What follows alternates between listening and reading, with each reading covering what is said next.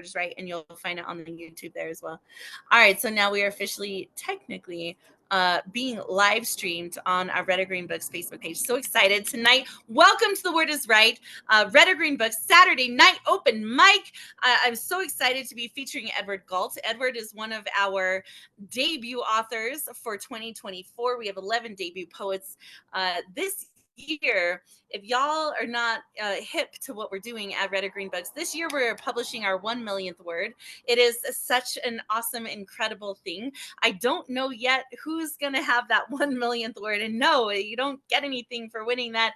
You just get to leave the legacy of having that 1 millionth word published from Red or Green Books. And so to consider that all of us knew each other in COVID and watching how everyone is growing, this is such a really, really fun thing for us. We are doing the Debut Poets launch here at The Word is Right as our performing arts platform. So we're going to be inviting all of the debut authors this year to feature. So some quick announcements for the upcoming shows. Saturday, May 11th, and this is all the same time, 8 p.m. Eastern. Saturday, May 11th, we have Kelly Mary McAllister and Laura Lila is going to be here. Saturday, May 18th, we have Jeremy Hickson. Saturday, June 15th, we have Valoise Vera, also known as Crip Lyrical, for some of you who may know who Crip Lyrical is. Then we also have Quinn Collard, Saturday, June 22nd, and Zachary Sicati will be Saturday, July 20th. If there are gaps in between there, I will, of course, fill them with incredible poets from our community who I have the chance to meet and become involved with. And so we are going to continue to bring incredible poets to our performing arts platform, which is The Word is Right, on our Saturday night open mic.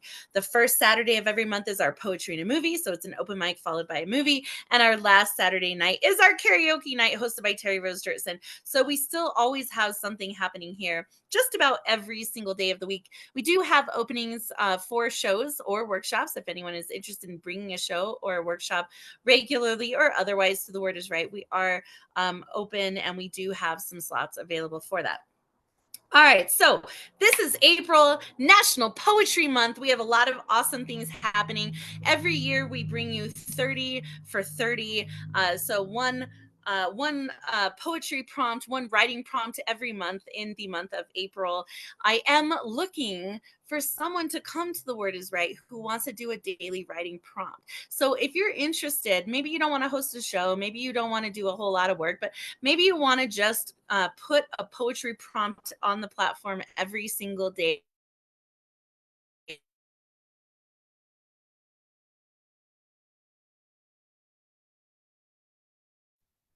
You're frozen. You're frozen, Jeff Cottrell.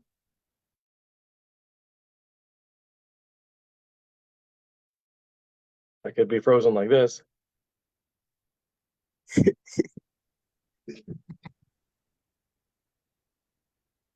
Let's all be frozen. 1, 2, 3, go. Oh, she's figured it out.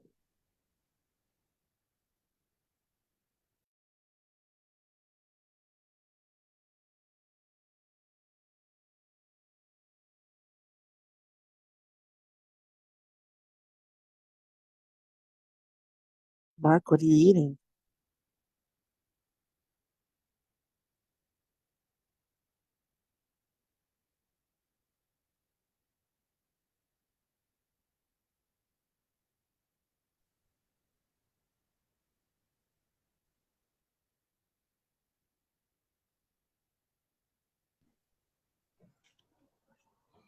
All right.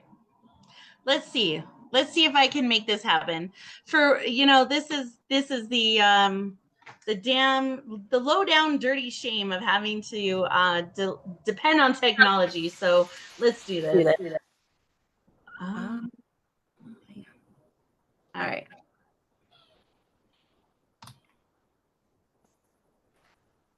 I'm going. Can you guys hear me okay? Are we good?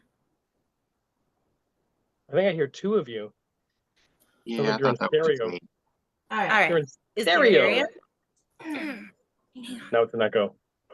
You gotta pause one of them, mute one of them.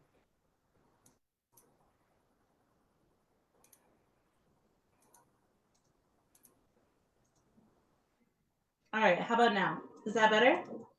Yeah. Okay, good. It's just it's a low down dirty shame of having to rely on technology, and not all the technology wants to work appropriately. And then it pauses your face in like the worst possible place where you're like, and then it just stays there. Yes, so shit. I'm sorry. It happens. Welcome to online poetry. I am here to throw myself out. And yeah, let's go. Shaki G, all right, I got you on the list. So, anyways, I was saying we're doing a 30 for 30 for this is National Poetry Month. So, yes, we're doing 30 for 30 every day in April. You can come to either our Facebook page or our Instagram page and get the prompt for the 30 for 30. If you are interested in helping out and you want to perhaps volunteer to do a prompt every single day, I would love to have someone come on board our team and just have a prompt every day, something for someone to write every day. That's always been a dream of mine, that someone will take up that project and do that. Because I'm too busy. I can't do that. I could do it 30 days a year, but I can't do 365. So if that's something maybe you want to help out, but you're not really sure what you should do, and maybe you don't really want to host a whole show, and you don't want all that, maybe just come up with a prompt every day and post that. That would be super awesome.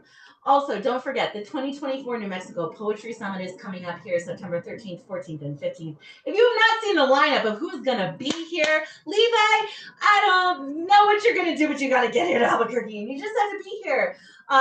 There's so many poets traveling from all over. We have poets coming from London, Canada, Mexico. They're all coming here to Albuquerque to be here to do poetry. It's a 3-day summit. It's going to be amazing.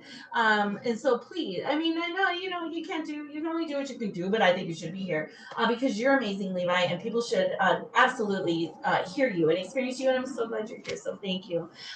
So let's go. All right. So that is it for my announcements. We're going to go down the list. I have Ed Potastic, Jeff Cottrell, Levi Miracle, Ms. Zaney, and Shaki G. If I missed anyone, it's so strange. Some car is like randomly driving by with this like big banging noise. And you just wonder, I hope it's not dragging my fence behind his car. Like, did he take something out of my, and he's just dragging it. Yeah. Anyways, it's New Mexico. If I missed anyone, just drop me your name. Rachel, I know you're in the room. You probably want to read. If not, that's okay. Mark States and H.A. Houston, you're here as well. If you, round 2 for me, please. All right, Mark, I got you for round 2. I will put you down for round 2. All right. Yes, Rachel, I got you. Rachel is an amazing poet from right here in New Mexico in Albuquerque. So we're super excited to have her. All right. So we're going to go down this open mic list. We're going to go for about 20 minutes. And then we're going to bring Edward up and he'll do his full featured set. And then we'll go back to the open mic list. And then we'll stay and do a round 2 for anyone else who wants to do round 2. I'm going to go ahead and open the open mic list because no one wants to go first, so I'll do it. And I have to, excuse me, I have to commend Shaki G because she led this most incredible survivors workshop today here at The Word is Right. And so a lot of this poem came out of that workshop. And so thank you, Shaki, for doing that. And we really need to do more of that. It is titled My Abundance of Remorse. I said I was sorry. I said he probably drank too much. I said I was sorry. I said he probably didn't mean anything by it. I said I was sorry. There had to be some kind of mistake. I said I was sorry. I said he never did anything like this before. I said I was sorry. I said I was sure it would never happen again. I said I was sorry. I said it was probably an accident. I said I was sorry because I was not prepared. I said I was sorry because I didn't see it coming. I said I was sorry because I froze when he touched me. I said I was sorry because I didn't want you to be angry with me. said I was sorry because I didn't want you to leave me. I said I was sorry because I didn't want to get him in trouble. I said I was sorry because I write permissive, erotic poetry. I said I was sorry because he was your best friend. I said I was sorry because I was sorry. I was so very sorry for being sorry. Because I am a woman and I loved you. And I said I was sorry because I knew you would choose him. I am still so fucking sorry that you thought it was my fault. And that's that piece.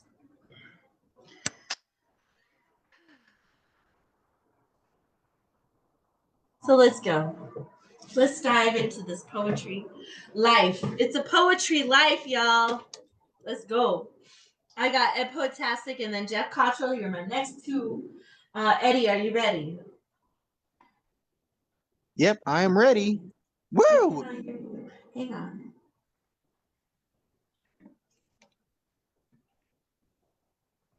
I don't know if that's my computer. Are you talking? Say Yeah. something.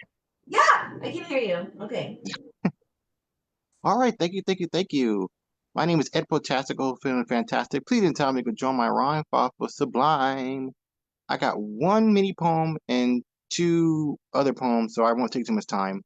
My first poem it's a prose poem. It's called The End Isn't the End.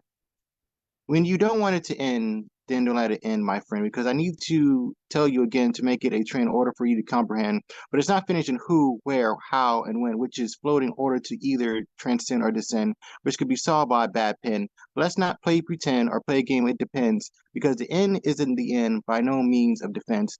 But don't let the conclusion extend to a mediocre blend, whoever I can recommend, so I won't offend to attend of the events of beginning, middle, and end. But again, it's penned if you need to befriend, but I can't ramble all over again. But I need to come in that conclusion isn't necessarily the end. But let's defend that the end isn't the end. Thank you. This other one is called Sorry Not Sorry from our wonderful host that we love the most, Marissa. She actually gave me the idea of writing this. No, gave me the idea of pronouncing this. This is called Sorry Not Sorry.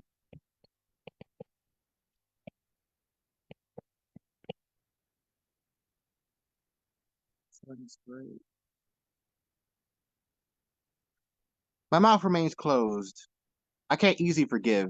Yes, I'm closed like a stone. Why should you have an easy life to live? Some minds don't get fed. Why should I apologize to you? My heart is full of lead. Heartless and stick like glue. I know rage makes you sink, a rock drowning without end. Let's hold up, stop, and think. This feeling separates our enemies and friends. Every time I say I'm sorry, I bite my tongue. You don't deserve no sympathy. Oh, the monster I become. You hurt me without any thought or mind. Why should I give you forgiveness? No, everything's not all right or fine. Why should I give you bliss? Jesus turning the other cheek? Yes, but I'm not that guy. Jesus was murdered being a freak. It's all in the Bible. I tell no lies. I'm sorry, not sorry. I can't apologize. I can't give you glory. There's no sympathy in your eyes. Does apologizing make you feel better? Does it really make you feel good? It's not going to sunny my weather. I know, but I deeply wish I could. Where were you when I cried rain? Where were you when I was empty? Where are you against the pain? Where is your heartfelt empathy? I understand saying sorry makes me a better man. Too bad I seriously don't fucking care. You never offered me an ear or a hand. You were never fucking there. Please just stay the fuck away from me. You do more harm than good. You're a beacon of my deep, dark misery. Yes, leave me being completely misunderstood. Thank you. And I gotta go erotic one. This is called Feisty Monsoon.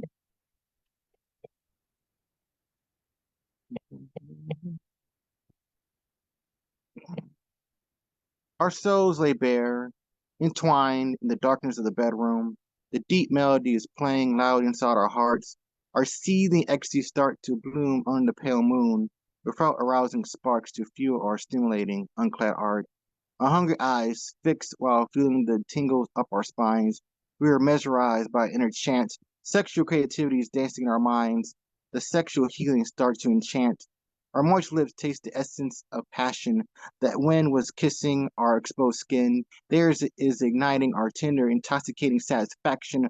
Our naked souls gently transcends over again. We hug ourselves for the deep embrace, deep before it surged all around. We had bitter water going down our faces. The naked rush started to be unbound with echoes of naughty sounds. Your tip of the tongue felt like a sword, gently punctured the sweet spots of my staff. My heart was engulfed in emotional words. The thought started to erect my pulsing shaft. My tongue started playing on your inner succulent lips. Your legs trembled from lingering sensations. Our whole body took a little enticing trip. Your body vibrated for an inner satisfying vacation. We quickly changed to a new steamy position. We're gliding and slide between our bodies, our delightful, insightful, and passionate intervention. Then our adult rapture we lovely embodies. An astonishing cry was released from our lungs. We couldn't keep the upbeat louder from within. We can taste the salacious jolts enveloping our tongues. Our burning patience was wearing super thin. Your bosom was dancing to a rhythmic beat. The sizzling wind was getting soft but tight. We felt the embers nibbling at our overjoyed feet. We kept going, going, and going with all our might. Our breaths were taken away. Our bones jumped out of our skin. The inner bells started to play what's going underway. Our souls descend and transcend overall end. The silence is the cries of feverish sex. The absence of thoughts was completely backwards. Every corner of our body started to flex. From the flex, our weak bodies wanted to go forward, but they went downward. The staggering high went up towards our blank minds. The lustful sensations rampaging deep inside our loins. We kept riding and riding until our consciousness disinclined. The feisty energy was fueling our frantic groins. The wet pressure started to be enveloped by your soft walls. Our long pressure, our measured strokes are flowing steadily going up. The sheer rapture bombarding our bodies made us fall. Our naked, moist bodies start to slump. Our bodies rest entwined in the quiet of the room. Our pumping hearts swell like swollen balloons. Our loins and parts went boom. The days quietly and quickly resume. Our sexual high flowed throughout the crimson sky. We had reached that holy peak. What a surprise that we saw the orange sunrise. The luminous sunlight started to leak. Our bodies remained motionless and still. Our hands grasped each other with the warm sheets, the escaping of chills and thrills, the outer snooze of our comfortable retreat. Thank you. Yes, let's go, Poetastic. Let's go. All right, at Poetastic, making everyone feel so fantastic. We just love you, Eddie. Thank you so much. Such a big part of our Word is Right team. So super, super excited.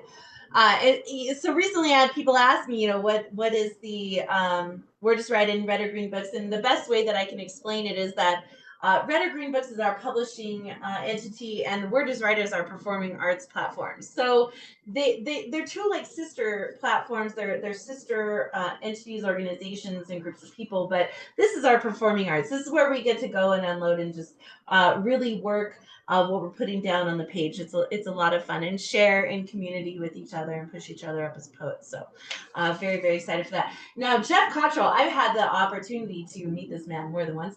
It is very difficult to pick him out of a crowd. Most people do not know who the hell he is when they see him. They're like, who are you? In fact, I want to do this whole parody poem about how to recognize Jeff Cottrell in public. But he is wonderful, and he was here in New Mexico in September of 2023, and I was just so glad he came down here to the southwest part of the United States. He's from Canada, and I hope that he's able to get down here. It would be so exciting if you and Skylar could get down here together to do stuff. Even if not this year, maybe next, or if not September, we could probably do something around that. But it would be so much fun to have you back here. You're just such a wonderful part of this community, and I'm such a fan. If you've not bought his book, Hate Story, you need to buy his book. And then Levi, I have you next, and then we'll probably break there and bring up our featured reader. Let me go ahead and spotlight you, Jeff. Take it away. Oh, there I am. There Hi, you are. I'm free on a Saturday for once.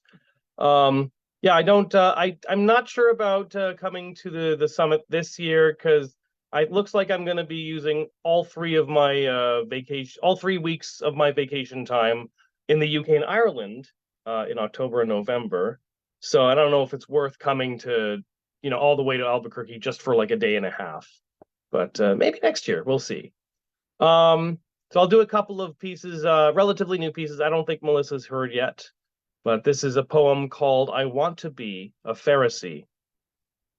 I want to be a Pharisee, stuffed with superiority, all shoving virtue in your face while smacking those who can't keep pace. And when I catch you at your worst, I'll see to it your life is cursed. I'll drain you of your dignity. I want to be a Pharisee. I want to be a Pharisee. I want it all to be about me, all preaching kindness, peace, and love, while flipping birds at God above. And when you make a small mistake, I'll burn you at my virtual stake to purge you down to purity. I want to be a Pharisee. I want to be a Pharisee, eternally seeking blasphemy, all praying loudly in the square to show the plebs how much I care. And when you act against my rules, I'll cast you out among the fools and bask in my conformity. I want to be a Pharisee. I want to be a Pharisee, well soaked in pure hypocrisy, all wearing goodness on my sleeve, while stripping those who don't believe of all their will to live. And when you tell me why I'm wrong again, I'll nail you high upon a tree. I want to be a Pharisee. So that was I Want to Be a Pharisee. And this one is called Workshop. And this is about how we all love critique workshops. Oh, it's my turn. Okay. Here's what I have to say about James's story, Dead. Now I think this story has a lot of like potential, but Oh, I got the title of the story wrong. It's The Dead, not Dead, The Dead. Sorry about that, James. Okay. As I was saying, I think this story has a lot of potential, but it also needs a lot of work because I don't get it. I guess my main issue with this story, like, is that it just isn't very believable. I mean, I just didn't buy it when Gabriel's wife reacted like that after she heard the other man singing that song at the party, that she'd get all worked up about the old boyfriend who died. Like, it just didn't seem very plausible. It was just beyond credibility for me. Nobody acts like that in real life, right? And the political stuff just seemed gratuitous. But let's start at the beginning. So, your opening sentence, Lily, the caretaker's daughter, was literally run off her feet. Okay, first of all, that's such a cliche, run off her feet. It just puts me to sleep right off the bat. You should definitely consider revising that. And second, right, you say she's literally run off her feet? I mean, what does that even mean, James? How can you be literally run off your feet? Is she floating in the air? Is she running on her knees now? I've yet to see anybody literally run off their feet. It's such a careless, lazy use of the word literally. It's pretty sloppy, James.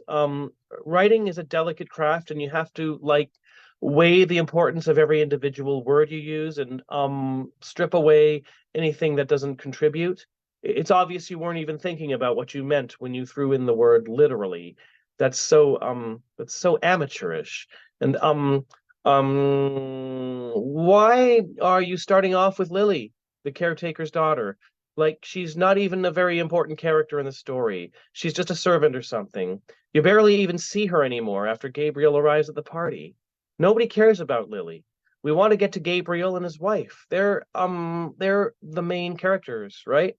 Why do you want to waste my time as a reader with this pointless minor character who's got like nothing to do with the main story? And why are you even telling us she's the caretaker's daughter? What does that have to do with anything, James? What do we care if she's the caretaker's daughter? We don't even know who the caretaker is. We don't even get to meet the caretaker, I don't think. You're just throwing in this extra fat that has nothing to do with the story. It adds nothing to it. And it's such a bland and unimaginative way to start a story, right? Lily, the caretaker's daughter, was literally run off her feet. Nobody cares. Nobody cares, James. You want to get the reader's attention right off the bat, you know. You need to start off with a bang. There's no drama, no spark, no intrigue, no life, no care for the language, no thrill of storytelling that I can see. Um, um, Lily, the caretaker's daughter, was literally run off her feet. Wow. I mean, wow, James. It's like you're not even trying. Wow. Now, the second sentence, I think it runs a little long, and you may want, Oh, you want to move on to the next person. Okay, that's fine. I've made about 20 pages of notes for James, just some constructive feedback that I think will help improve the story. I guess what I'm saying, what I don't understand about this story, who's your audience, James? Like, who is the story even for?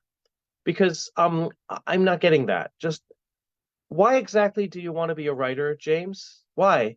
Because I'm not getting that either. I think you need to take a good look at this and ask yourself some hard questions about, Oh, okay, I'm done. Next person, go ahead. So that second one was called Workshop. And that's me.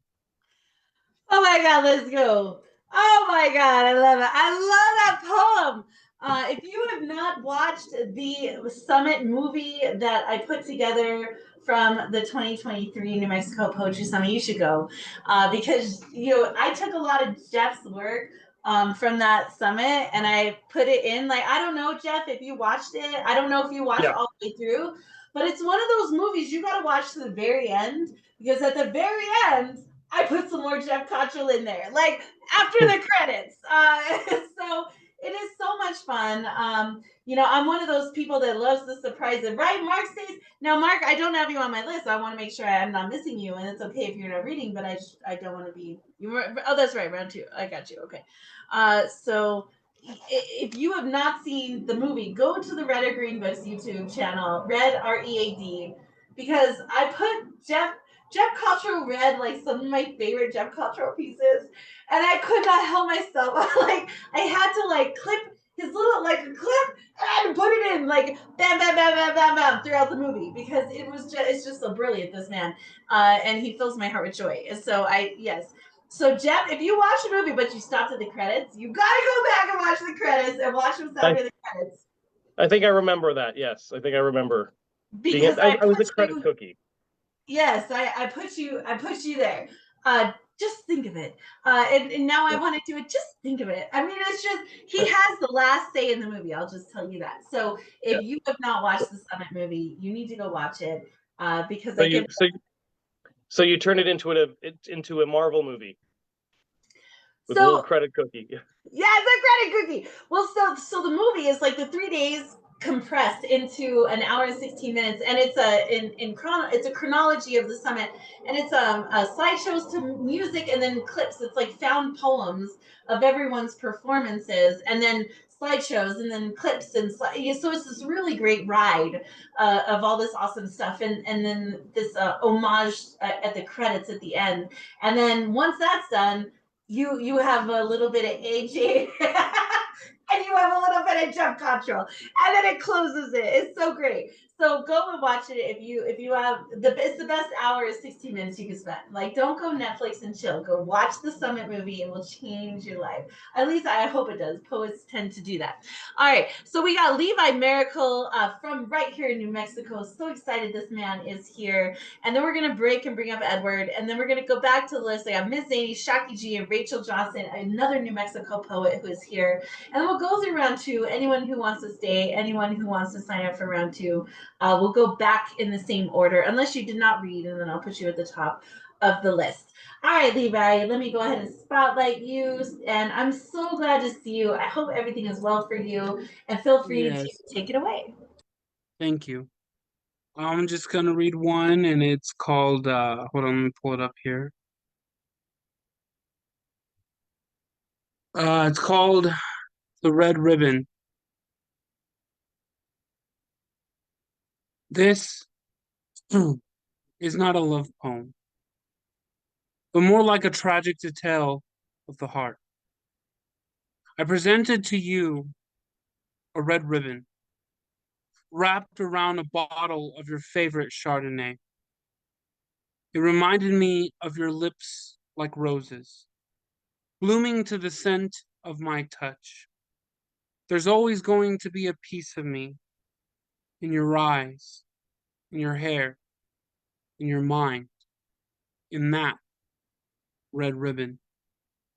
Because they say the fragrance of love is more potent than the sea, more holy than the heavens, more structural integrity than a mountainside. But that's bullshit. It lingers in the soul like a dank fog, like a thick smoke from a burning heart. I can almost taste the ashes from the remnants of you and the scent of what was. Will I ever lose my sense of smell? Will this fog ever dissipate? Can I ever gain access to love again? The calm before the storm is raging on, as if the calm never existed at all. But I still have that red ribbon, folded in a crease like a pressed rose, sits on a shelf, collecting the dust of 1,000 dried up tears. I still cry on the days I think of you, the days when your lips could have ruled the world, but they didn't for me. I wish I could let you go, but your scent is still implanted on my identity. I still drink champagne once a year, and I raise a glass to toast the memory of you. But I've worn that red ribbon down to nothing but strands of string, as it still sits on a shelf, collecting tears to this day, and probably for many more years to come. Thank you. Oh, let's go, Levi. How are you? How are you? It's been a while since I've seen you. I know I've been gone for so long, and I'm so glad I'm here. So yeah, I'm doing real well. Good. I'm glad. I hope we see more of you. And Yes, it's so good to see your face. I missed you so. it's you bond with all these people during COVID, and then you're kind of like, well, when the world opens back up, they all wind up finding they have lives, and like you kind of miss your friends a little bit. So Right. I'm very, very excited to see you. I'm trying to find I'm my the computer is a little bit wonky, so I'm trying to find my um Edward Gault bio that I had here. I might just have to let me just go to the Words Rights page and I'll pull it up there. But I'm super excited. If you wind up wanting to come in September, let me know. We can find a poet, somewhere for y'all to be, and let you get you all the details. And yeah, I'm happy to try to facilitate that. Why is it? It's so weird pulling stuff up on my phone. Okay, I found it. All right, Edward, I got it. So Edward Gault, I had met a while ago during COVID in these open mics, which is like so much fun and it's so awesome.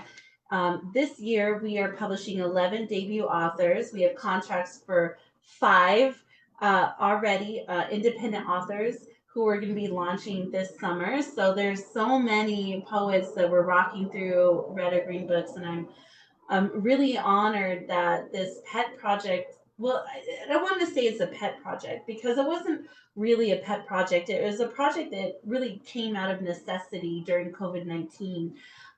This need for poets to express themselves and have their stories told. Um, but I could have never imagined it would have grown to what it is today. And so all of those who are in the room, Ms. Zaney is part of Red or Green Books, Sharky G is part of Red or Green Books. There's so many poets along the way who have been part of what we've been doing, have laid the foundation for people like Edward to now be here and to come to Red or Green Books and to allow us to publish him. And I'm so excited and honored that he wanted to bring his book here. And so if you have not tuned into who is in the launch, you need to. There are two more launches. There's the readathon and the art show in June, and then we have the book signing in August. So there's a lot of incredible things that are happening with these debut authors. Very excited to host Edward and to have him have his book find a home here. So I will go ahead and read his bio. Edward, I do not have the social media handles for you, so feel free to chime those in if you would like, because not everyone is in the Zoom room right now, and not everyone is watching currently online, so they may be watching this back. So as we post these on social media later, we want to allow folks an opportunity to find you online. So if you could plug those, that would also be awesome. All right. Edward Gault lives in Boston. He is a poet and photographer and published in Oddball Magazine, Spectrum, Wilderness House Literary Review, Encore, and the 2023 Brownstone Poetry Anthology, in which his poem, Drawing the Moon, was nominated for a Pushcart Prize. We're so excited he is here. Some Bostonians showing out tonight. I'm going to go ahead and spotlight you, Edward. Feel free to take the slot is 20 minutes. If you need more, feel free to take more. If you would like to know how much more time you have, I will keep track of that for you. I will not buzz you or mute you or anything. So you just have fun, and y'all strap in for this incredible ride. Okay, thank you. Uh, well, I think I will start off a little serious and then go into more of the humorous pieces.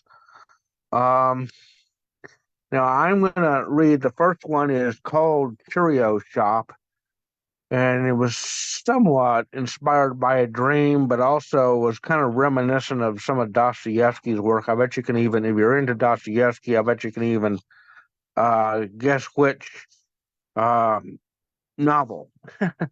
um, Curio Shop. Here it is. On my way home late one night, I stopped to look into the window of a curio shop. I couldn't see much. It was dark except for a light in the rear. A figure entered from the back room. At first, I thought he was a staff member, perhaps working overtime, but he began taking all the clocks off the back wall and throwing them down on the floor. He took what looked like a baseball bat and finished the job by smashing them to bits.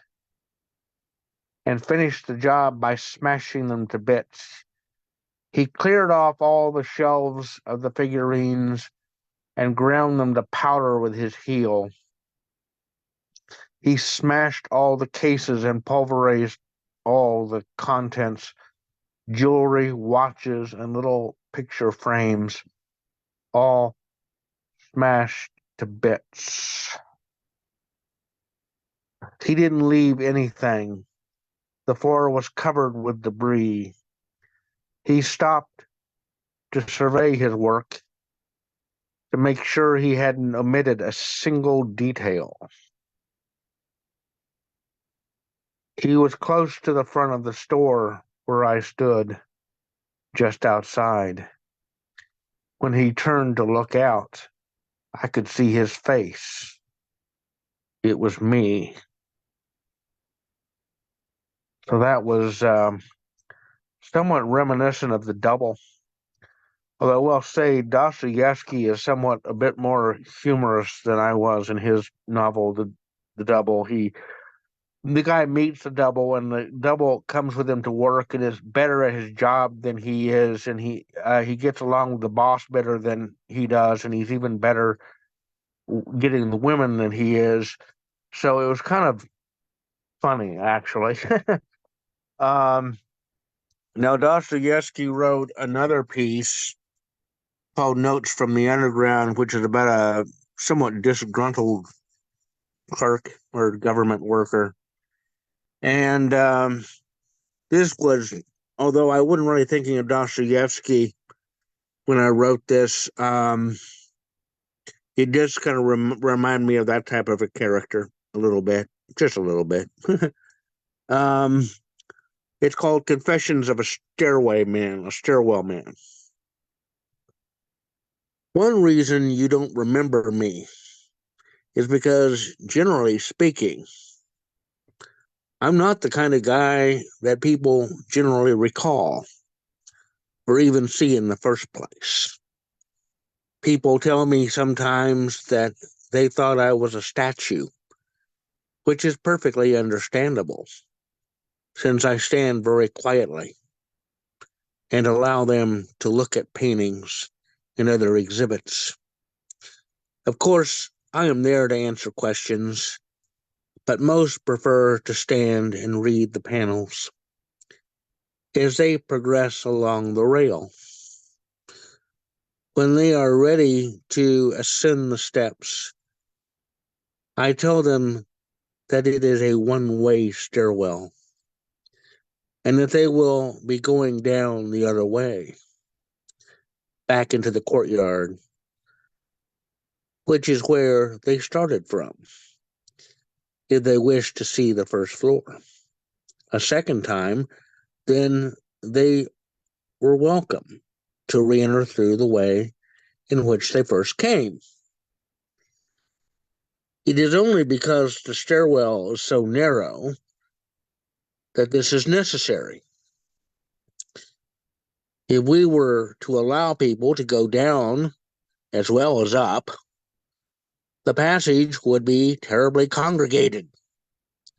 So for safety and convenience, we have people go down, then around the way they came.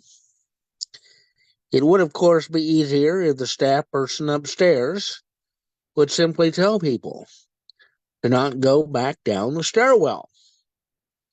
But this isn't always possible, and people would sometimes resent being told that they couldn't go back down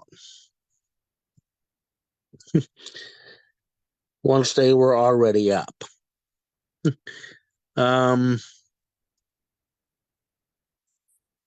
Also, it's easier for the staff person upstairs to get people to cooperate.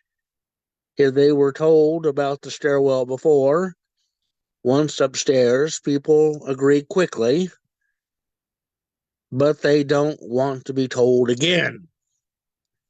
In fact, they didn't want to be told the first time. And I do say it a lot to everyone who goes up.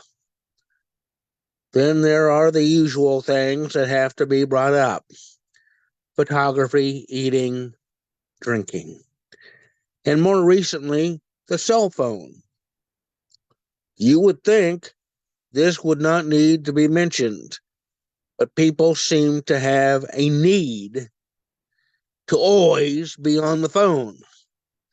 In restaurants, in church, in traffic. Crossing the street while the traffic is still going. While sitting on the john. So they wouldn't think twice about it in a museum. When I bring it up, they look at me like I've committed a cardinal act of blasphemy.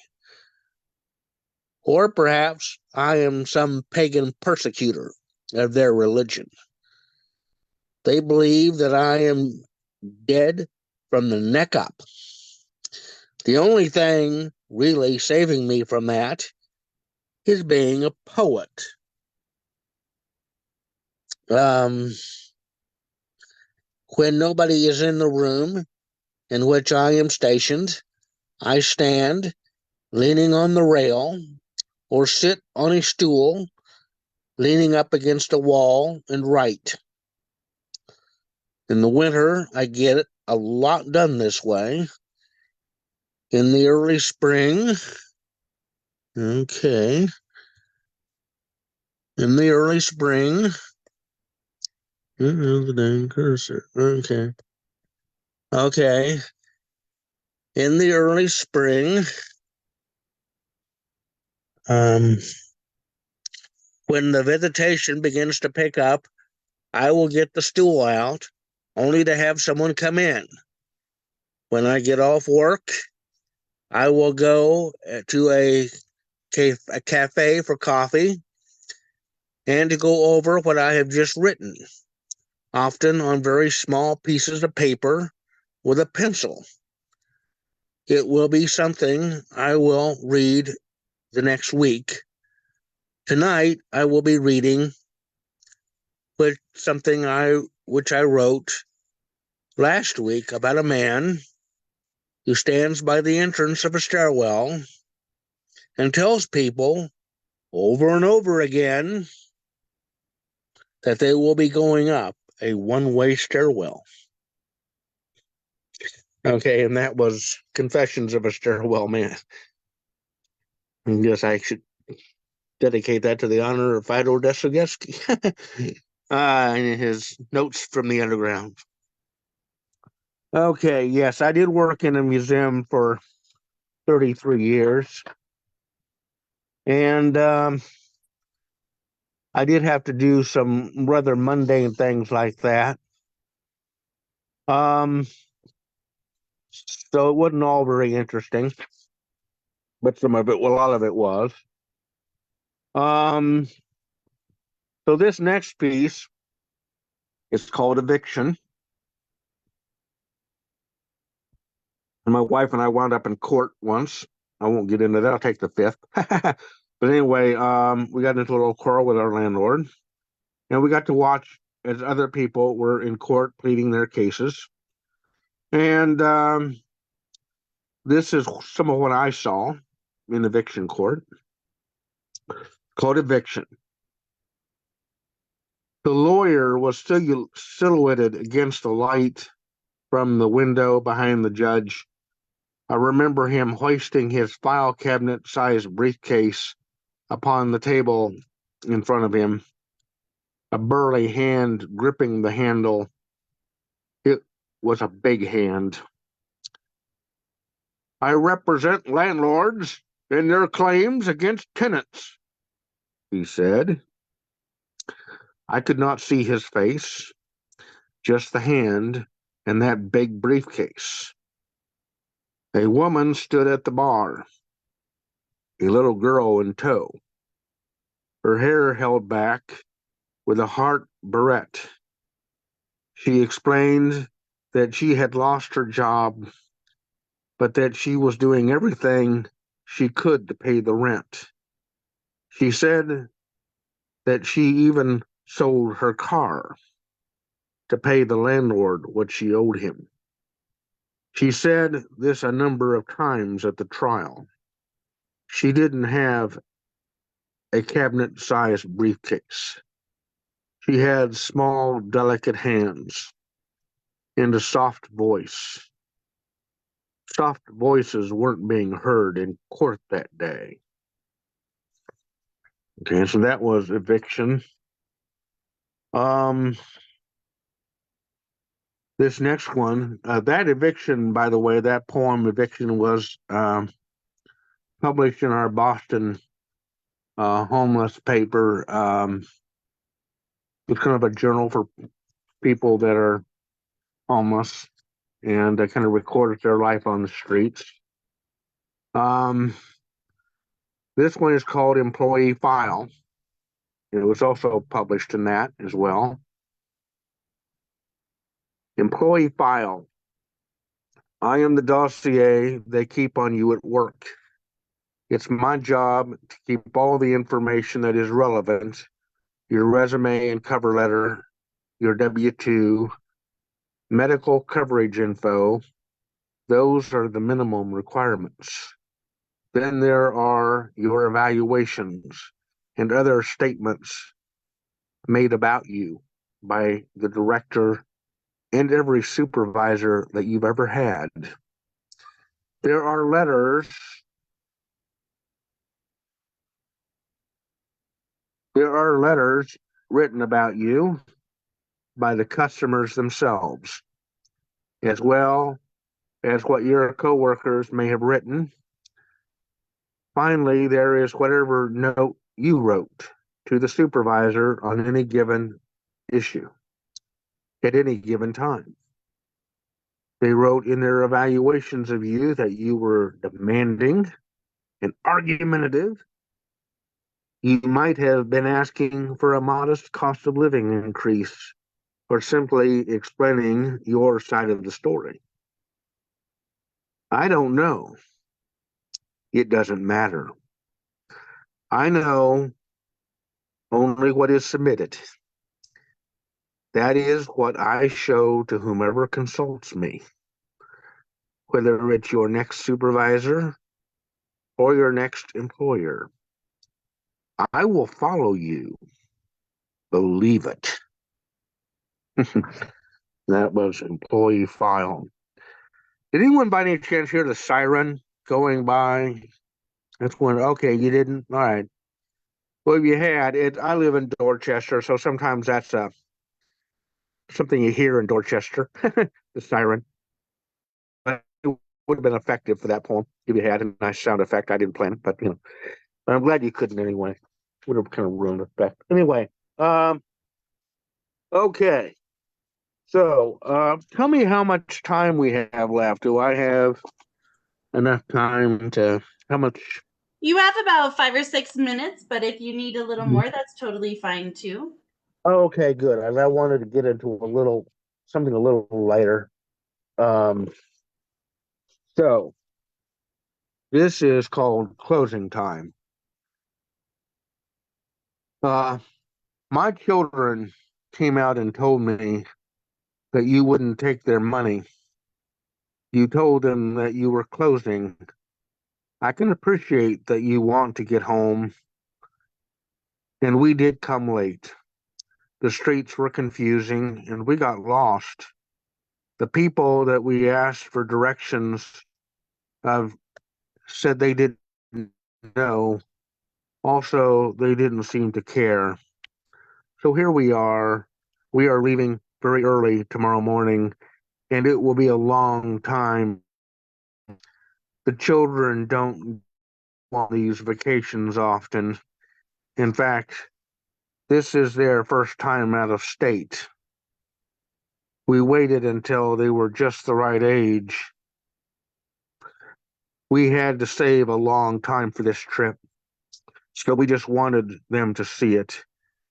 It wouldn't take very much time at all, and it would have meant so much for them to be able to say they had seen this.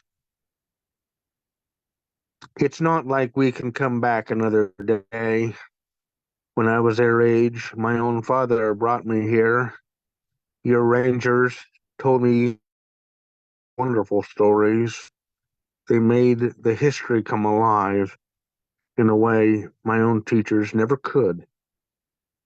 And my sister and I even got our picture taken in one of your colonial costumes.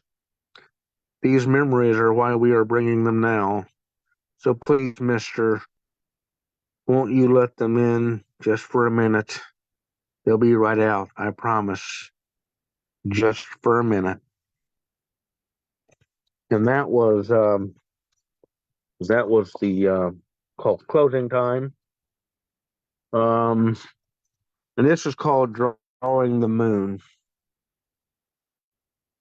You came up to me with your little red book, the one you put the stickers in it. You told me that you wanted me to.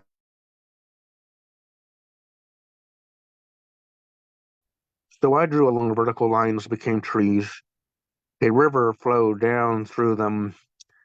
Then I drew stars. Finally, I drew the moon and filled in the sky dark blue because you wanted to see me draw, and there would come a time when you will not care what I can do. Now, I have, I do have a book coming out, and it's called Airhead, and I would like to read you um, principal, the principal poem behind that. Um, because it is kind of humorous. Maybe I'm sure you've all heard of Gary Larson's Far Side, the cartoon strip. Well, this guy, there was a man named Russell Edson who you could maybe think of as the far side of poetry. And he was kind of wacky too. And I wanted to see kind of if I could do something along his lines. So this is what I came up with. It's called Airhead, A Summer on Joe's Porch, 1969. Mike would go over to his brother Joe's house every Sunday afternoon and eat dinner with his family. In the summer, they would eat out on the porch.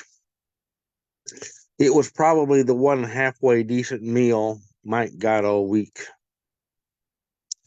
When he arrived that hot August day, Joe's wife, Alice, was seated in a lawn chair. There's a little card table with a cutting board and colander. She would take the green beans and snow peas from a pocket in her apron and cut them up and put them into the colander for washing. Then she saw Mike coming up the steps. She called for Joe to come down, then gathered her project and went into the house. The roast was almost done. All she had to do was boil the greens. It wouldn't be long now. Mike and Joe would sit on the porch swing. Joe explained that his son Alex would be late. He was at a friend's house playing street hockey. He might even stay there and have supper. He explained that it was fine for Alex to be into sports and all that, but he was not keeping his grades up. At that point, Alice came onto the porch with Mike's supper tray and put it down into his lap. Okay, into his lap.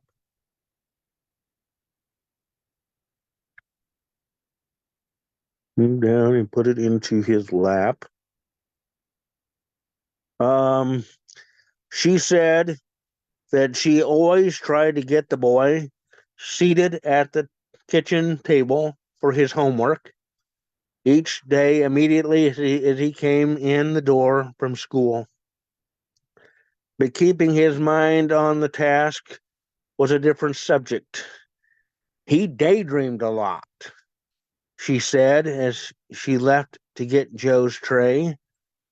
Joe said he simply did not want the boy to become an airhead. Mike said that he didn't think that would happen. Alex was a good kid. Joe said it wasn't enough to be a good kid. You had to have a diploma at least. He didn't work his butt off at the factory just to have a screw-up kid. Again, Mike assured Joe that Alex wouldn't be an airhead. Joe wasn't so sure. His wife brought in their trays, and they began to eat. Joe went off onto other subjects. Okay. Let's see if I can get this down here. Cursor's doing crazy stuff. Okay. Okay.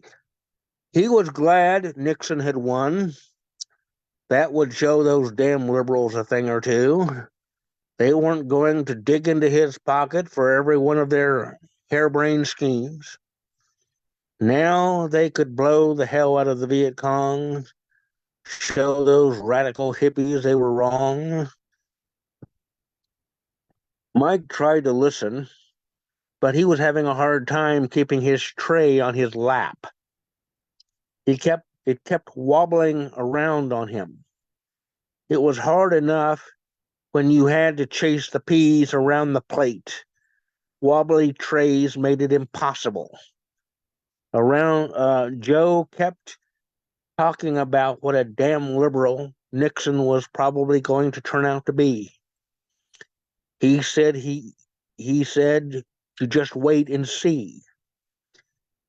He seemed to not notice Mike's tray. If he did, it didn't seem to faze him.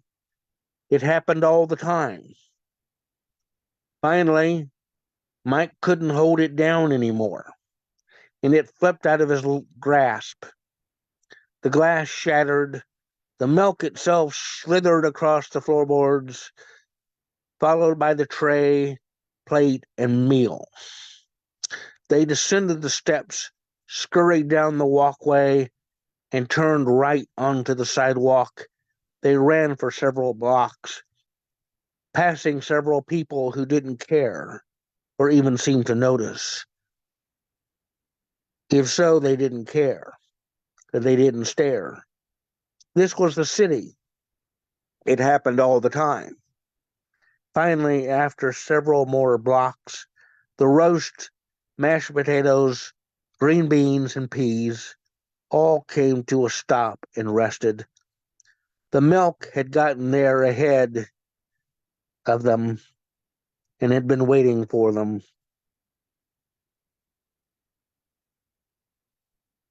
You know, it said to the group as they all caught their breath, I think the kid is going to be an airhead. And that was Airhead, A Summer on Joe's Porch, 1969. Okay, thank you very much. I hope I Let's didn't go, go. Edward. Where can people find you, follow you, all that good stuff? Well, so far you can look me up on Facebook at Edward S. Gault. That's the way I'm listed on Facebook. I'm still working on getting a website up for this book. I am working out the details with my artist, Marianne Franco, and she's still working on the cover. And as soon as I get the cover, I'd like to incorporate that into the website for the book. So it's kind of coming together slowly but surely. I'd like to get other things that you had suggested, like bookmarks and things like that, together. So slowly Yeah. but surely. Absolutely. It's going to be a wonderful time. And for those of you who want to read more about Edward, go to the website. His bio is up there. As soon as we open pre-orders for the full set of all of the 2024 debut poets, those will be up on the website, so you can get your pre-orders in. Start to yeah, let's go. I'm so excited. This launch is so strong. If you don't know who's in this launch, you got to go to the website and you got to check out all these posts. No two posts are the same. They come from all over the United States and Canada. All their work is so very, very different. It is just so exciting to watch your book come to life and to be part of this journey with you, Edward. I'm so excited, and thank you for finding a home for your book here. I hope as we continue to launch, y'all come June and then August. Those are the next two big dates for the launch of the debut authors for this year. All 11 will be there. So much fun, so many incredible people there. So awesome. Hopefully if your links to social media are not on the website, then send them to me and I will put them on the website and I will fix that up and make sure that is tightened up for you. All right, let's keep going. Actually, let's go. I will invite everyone. Let me invite everyone to unmute if you would like, and give it up a huge round of applause for Edward Gault, our feature tonight. Thank you. Thank you very much. Thank you. Let's go, Edward. Way to go, Edward. Way to go. Way to go. Ma'am, I'm gonna have to step out for a minute, but thank you, man. Edward, that was the bomb, man. I appreciate you. Appreciate you. Just come here to support. I gotta step Thank out for a you. minute. I'll be back. Thank you. Yes, thank you, AJ. It's so good to see you. Hey, Always Jay, good we to see you. can step out before I actually get up on the stage? Really? What? There you go, Ms. Zaney. Ask him. Throw him in a Miss Zaney, I give you a stage every morning, and you be shy. You be acting like you don't want to come in. No, but I'll be back. I'll be back. I just got I got to do something I was scheduled to do. You go Otherwise, walk the dog, and then you come back. And if we're still here, do not go there, Prada. Don't go there. I'll see you in a minute later. For those who don't know, AJ Houston and I do a show every single day of the every day, 7:07 Pacific, which is 8:08 New Mexico time, 10:10. I always say 7:07, 8:08, 9:09, 10:10. That we every day, and we're in deep into day 850 something. That we've been doing this almost 1,000 days. And what's so exciting is that when we have the New Mexico Poetry Summit here in September, we're going to hit our 1,000th day. Like it's a 1 in 1,000 chance to hit the 1,000th day while he's going to be here in New Mexico. So it's super exciting. We got this poetry thing. It's a lifestyle. So I'm sure AJ will be back. And if not, that's all right. We razz him tomorrow morning on 7:07. All right. So I got I got Miss Zany, Shocky, Rachel. And then we're going to go into round 2. Mark, Jeff, Levi, Terry, Rose. So if y'all want to read, if you're staying for round 2, I will even so Terry, Rose, and Mark were not here for the first round, so I might keep us recording unless we want to go dark and not record, and we want to just be in an after hours type of party. So I'll let you guys decide what you want for that. If you want me to cut the recording and we go into an after hours that is a dark room, I'm totally fine with that. Meaning that you, if you're watching and you're not in this room, you gotta get your ass here. All right. So Ms. Zany, Shaki, Rachel, that will finish us up for the original open mic. Let me find her. Oh, hello, beautiful Ms. Zany. How you doing? All right. How's everybody out there? I'm so glad to see you. I miss you. Alrighty. Good evening, everyone. I am Ms. Zany, operating remotely, currently out of Austin, Texas. I'm just going to give you a few haiku and then a relatively new piece. Hi, Jeff. How's it going? Alrighty. So, haiku. Achieving peace is something one will continue to always fight for. Haiku. I give my fucks to my peoples. If I'm silent, I'm through with your ass. And haiku. If Dick could get me where I needed to go, I'd fuck every last one. All right. And then the relatively new piece. The title is emphasized in the poem. Catch the baby pushed from mother's womb into this realm. Catch the virus that spreads easily from children so that they can develop better immune systems as they grow. Catch the ball thrown from father's dominant hand. Catch the bouquet after the wedding ceremony to be the next woman that walks down the aisle. Catch these hands because people misunderstand not minding their business. So catch me outside. How about that? Catch these feelings for people who love just to catch them cheap, breaking hearts. When you catch that man's pants down, no, didn't catch that STI, thank God. Catch my breath after one goes to catch this flight before it leaves the runway. Better learn fast to catch on so you can catch up on work. Yet I was told one cannot catch up on sleep because time has come and gone. Catch and release fireflies, butterflies during warmer weather. Catch and release negative feelings in order to heal from wounds, both visible and invisible, from the body. That person was a catch. That seafood was a catch. Glad to catch both to have yummy experiences. Catch this person by surprise. Authorities go to catch the person that committed crime. Will they apologize when authorities catch them, or will they get away with it once again? Catch a show on Broadway. Did that catch your attention? Didn't catch the news. Didn't catch that. Could you repeat that? Can our sister catch a break? Tired. Catch you later.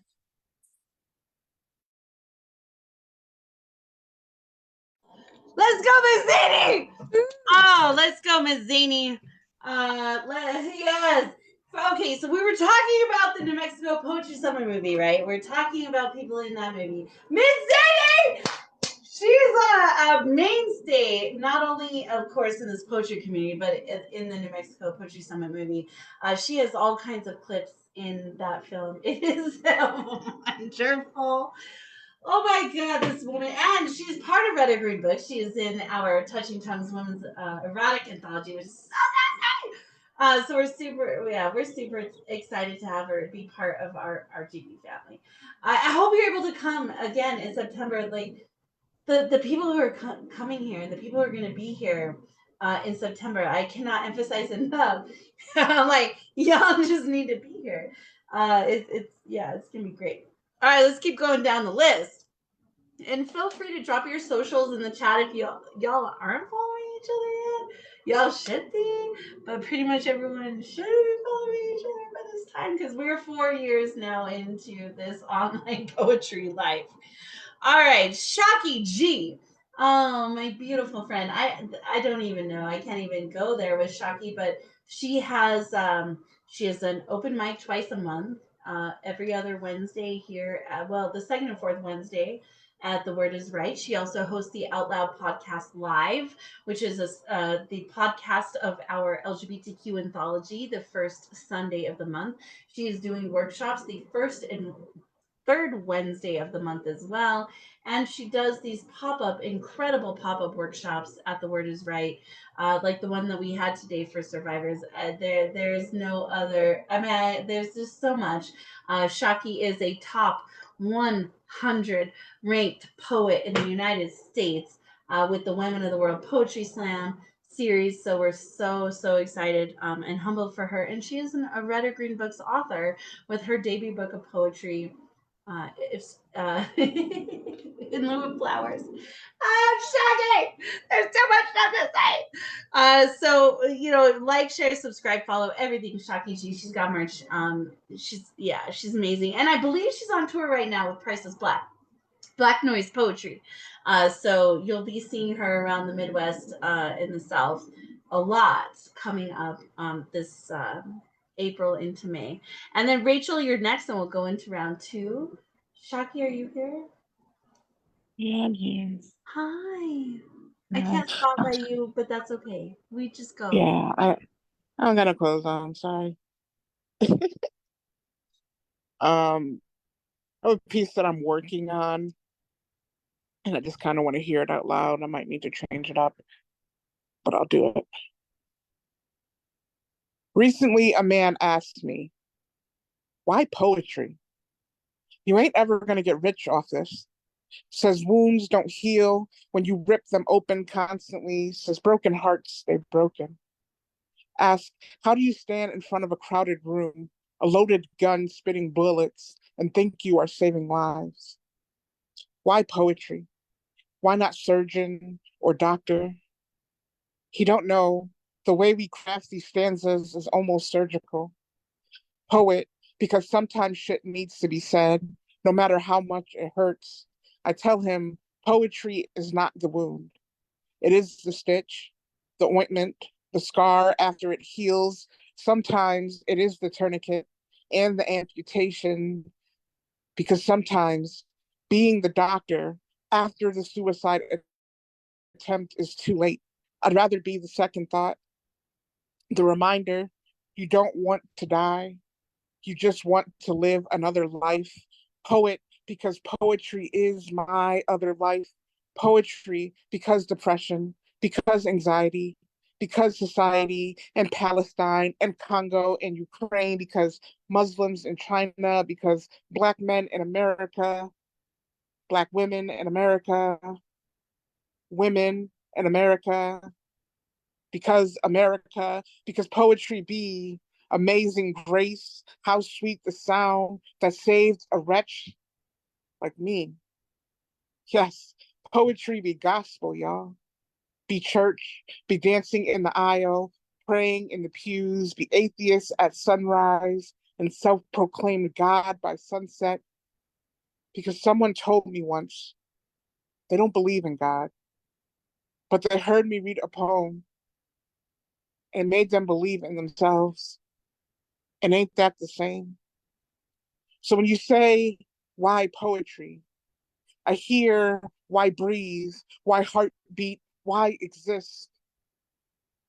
But then I write a poem because not everything needs an answer. Thank you. Oh my God, Shocky G. Whew. She's such a blessing on this community. Like, yeah, for real. Y'all, I get to hang out with my friends like every weekend. It's the best. Shocky's changed my life and in way more ways than I can ever grow enough flowers for. So I would just say thank you, and you're a blessing. And yeah, that sounds like I'm channeling my inner AJ Houston, but I love you. And maybe one day I'll be able to like really honor that. So I love you too. You honor it every day, just being yourself. And I'm gonna hug you tight when I get to New Mexico, and I'm gonna hug Rachel because we're becoming friends. yeah. And we're gonna have fun again in New Mexico. We're gonna have so much fun. Like Rachel's been so amazing. She's been hanging out with me at the live open mics here, and she's stretching my pen. And so I'm so I'm just in awe of Rachel Johnson every time she comes up and we go to live poetry events. I'm like, Rachel, you want to go to this open mic? You want to go to this open mic? Because I love listening to her pen, and I love her work, and she stretches my my mind. And I'm really honored that she wants to be my friend. So she's going to read, and all these New Mexico poets showing up and showing out for these online shows. It's very humbling. So thank you all so much. Let me go ahead and spotlight Rachel, and go ahead and take it away. Mark states you're gonna so I'll lead off round 2 for Shocky in honor of her workshop today. I'll read that piece I was going to read. But I think I'm going to close the room, and we'll do a closed room for the second round, okay? So Rachel will close the live, and we'll just do a quiet room for round 2. Are you ready, beautiful? Yes. Hi. And thank you for that, Marissa. You are the best. You have the most beautiful soul, and this is like the most welcoming community that you've created. And I've been in quite a few online spaces and live in spaces, and you're just totally phenomenal. I'm lucky to have somehow made a connection with you. I'm not sure what we did, but we bumped into each other somewhere. Okay. Here is my poem, recently written within the past week. PTSD armor. PTSD has become an armor which I can't take off and which no one can penetrate. Relentless nightmares, ripped screams, whimpers, and reluctant tears from me. Daymares ambush during waking moments. My body jerks, curls in on itself, rigid, gasping, cursing. I yield to exhaustion, world weariness, and grief. After a brief reprieve in the arms of a star being, pain affirms living. I believe it has to. It has to. Thank you.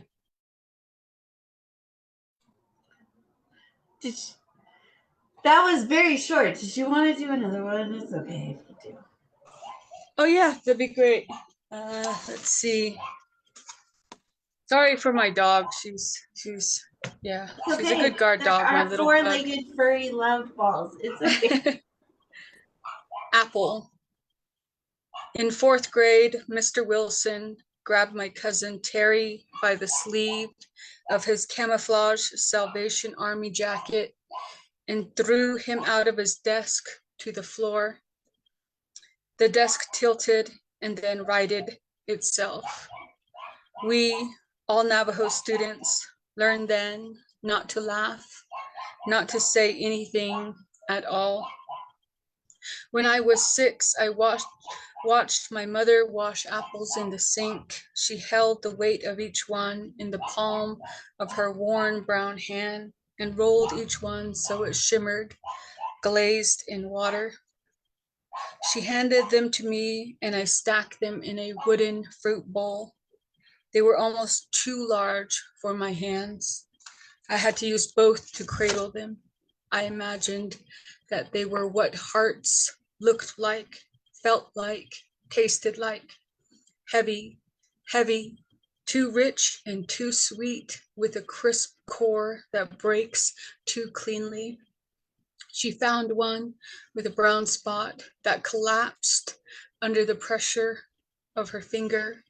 She scooped out the rotted piece with her thumb and rinsed it into the drain, afterwards sucking the residue off her finger.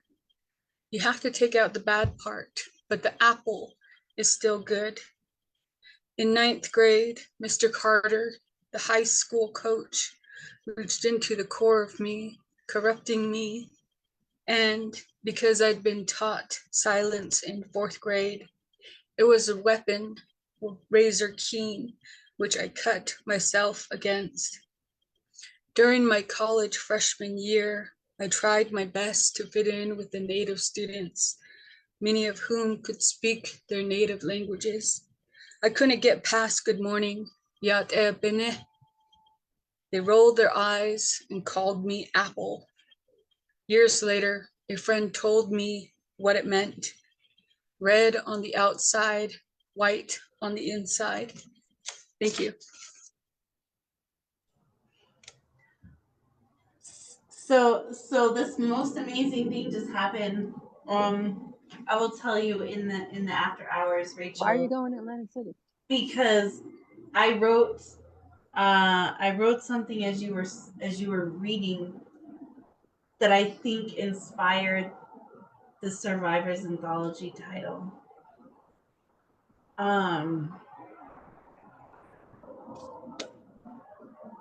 And so it's gonna get emotional in that next round. I'm just gonna say that. All right. So yeah, thank you, Rachel. All right, so we're gonna move. If you are not following Rachel Johnson, you need to.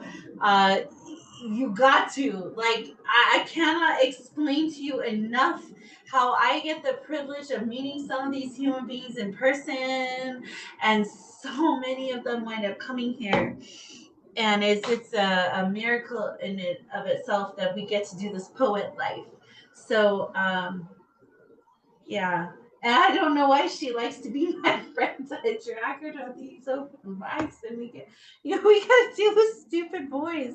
But it's like I would not want to deal with stupid boys with anyone other than Rachel.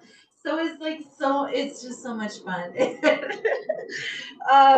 Yeah, like for real, right? Yeah. And I think a lot of the fabric of it is because we're horsewomen. And I put that we are horsewomen. I'm gonna write you a poem. I love that. And it's gonna be we are horsewomen, because she and I we're cut from the same type of cloth, and so we understand things, we feel things in that same area. So I'm so excited to have Rachel as my friend. I don't know. I sometimes just really overwhelming. Like I just can't believe that all these poets are hanging out with us, or me. Like I'm just a little peon poet in the desert, and yet we have so many tremendous human beings amongst us, and the gratitude is never at a lack, but always at a loss for words. So thank you all so much for being here. I'm going to go ahead and cut the live video. We'll go back into round 2. Shaki, I got that other poem I'm going to read to open up round 2 for you. And I'm wondering, I will bring my concept for the title for the Survivors Anthology that I literally just wrote down to see if that is something that you might want for it. I don't know. So if you're not in this room, I'm sorry, you're not going to know anything about it. So you got to be in these rooms. But next weekend, next Saturday, Terry Richardson has her open mic. Not open mic, has her karaoke night. But we got Mark States, Jeff Cottrell, Levi Miracle, Terry Rose Jurison, and anyone else who wants to read it around too. I'm here. I stamped my ticket. Let's go tonight. But otherwise, peace and blessings, and thank you so much, everyone, for supporting The Word is Right and Red or Green Books.